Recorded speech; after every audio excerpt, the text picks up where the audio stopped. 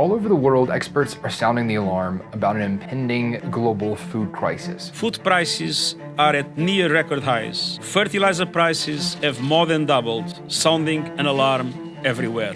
I think all of us right now are experiencing some kind of inflation and like weird supply chain issues, but this is different. The world is facing a food catastrophe at a scale we haven't seen since World War II. According to the World Food Program, 811 million people go to bed hungry every night, and 276 million people are facing severe food insecurity. The reason this is happening is complicated, but I think we can boil it down into 5 big things. The first is a war in Ukraine.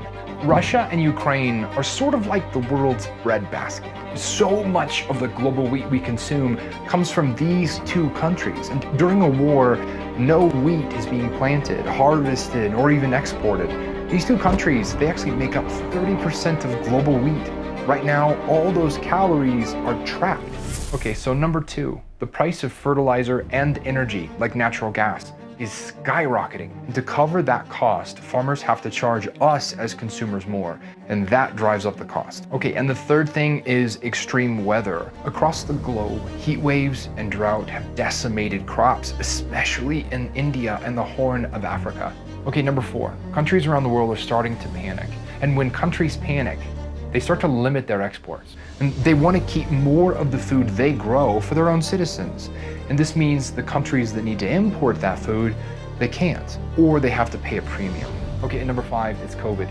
Countries have exhausted their budgets, and they would normally try to intervene in a crisis like this. And COVID has caused unemployment and has pushed millions of people into extreme poverty. Okay, to put it really simply, all of these terrible things are swirling to create this perfect storm. It's a storm that's pushing the globe towards mass hunger. For those of us who are lucky enough to live in wealthier countries, this affects our cost of living. But for the most vulnerable, like children and families that live in low-income countries, this will create scenarios of life or death. Okay, here's the good news. There's lots and lots of ways we can help. Too many to list here. But fixing the problem, it actually starts with not being silent about the problem. I know the last few years have been exhausting, but we can't let the globe be pushed into this mass hunger. We have to work together and we have to fight back.